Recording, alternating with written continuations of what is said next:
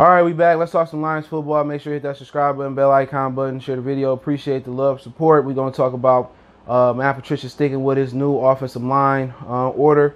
And also we're going to talk about Jarrad Davis pretty much being benched. But first we're going to talk about Jamie Collins being rated, by Pro Football Focus, the #1 linebacker this past weekend. Let's talk about it. Hit that subscribe button, bell icon button, share the video. Obviously, he dodged the suspension for the headbutt on the referee. And then he got fined for $35K. But last week is pretty much where you see Jamie Collins shine. He forced the first two turnovers. He jumped up and forced Kyler Murray to throw an erratic pass that Harmon picked off. Then you also see him sink into coverage and get a pick. Was that Hopkins or Fitzgerald? That was an intended receiver. So he was dominant last week, and he jumped off the film. And maybe they did something different with him. I'm not sure why he wasn't effective. Obviously, we know why he wasn't effective week 1. He got kicked out the game. Don't know what happened week 2. He did get a sack. But now it seemed like he's starting to prime up and he's starting to get the motor going. So, this Jamie Collins playing the way he playing, is pretty much dominant. And that's why I liked him coming out of free agency as our best free agent pick. So you see some things starting to fall into order. He shows he can play coverage and zone. He can cover a man. And I think Patricia needs to keep the split 55-44 or whatever it was, man in the zone. I think that's something they need to consider doing. Also, you got, Tavai, who basically took Jarrad Davis' job. So you're starting to see some things come in, but even them guys, and then when they get healthy in the back end, they can't really make up what they lack up front. That's the question. They can't make up for the lack of production that they're getting up front. Hopefully Deshaun Hand, he cranks it up and he started to get it going. I'm not going to start no hand slander. Hopefully he started to get it going. If he able to get it going, then you see Flowers starting to get it going. You're going to see a lot better defense coming in. But Collins is the best player on the defense right now. He's an elite. And he's made big plays back-to-back weeks. So congratulations to him for being the highest-rated linebacker last week. And if he can continue to do that and Tavai get better, our line can just give us a little bit of seasoning. We should be all right.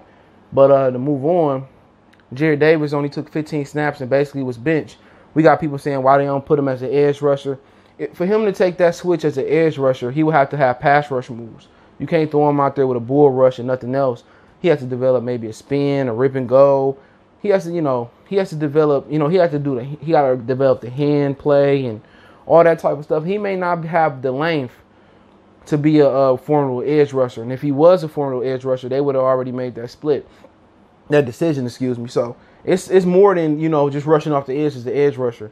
You have to be able to have a primary move, a counter move to that, a secondary move.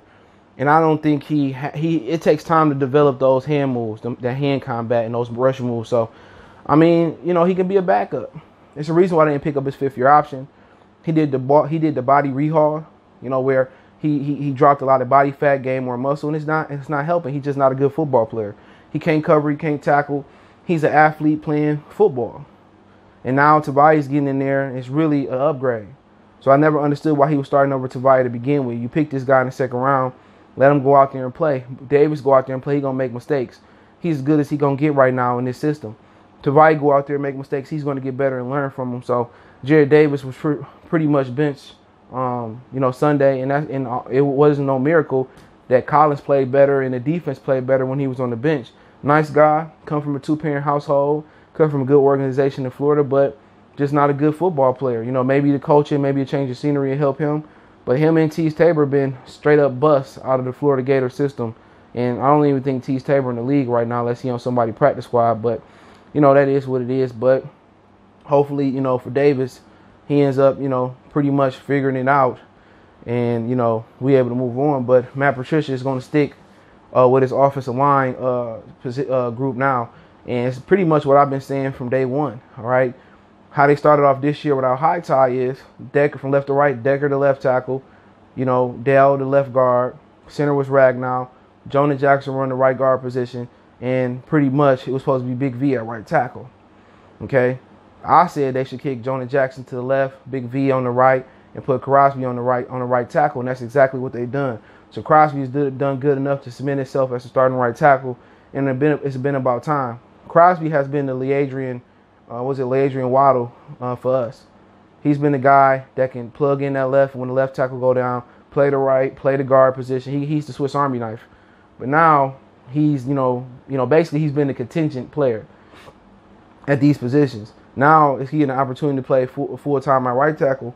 And yeah, the Arizona Cardinals blitz, and they have some miscommunications on the sack where I think Jordan Phillips came up the middle, but they got to get used to playing with each other. But I think that's the best lineup they can throw out there is what they throwing out there, But if an injury does happen to Decker, then Crosby gonna kick to left, Big V gonna kick to right, and then they might put Obashe, they might put Dell if he get healthy. So they got options, you know what I'm saying? But I think that's the way it's supposed to be. And I think when they go up against other teams and they get better, it's gonna be better. Remember, High Big V, he not playing healthy. A foot just don't mysteriously heal in 2 or 3 weeks. After the bye, you probably gonna see the best in him at guard. So I look for the running game to really turn up. And I got another video going coming I did earlier where it's time for Swift to get the rock at some point. And obviously they didn't phased out Kerryon Johnson. But hey, let me know what you guys think of the video. Don't forget me on Facebook, Instagram, Twitter. Reach out if you have a business question, inquiry, sponsorship, video request. Keep sharing the videos. Want to make a donation to the channel? Cash App is CJ Good 313. PayPal link in the description. One time for the one time we go.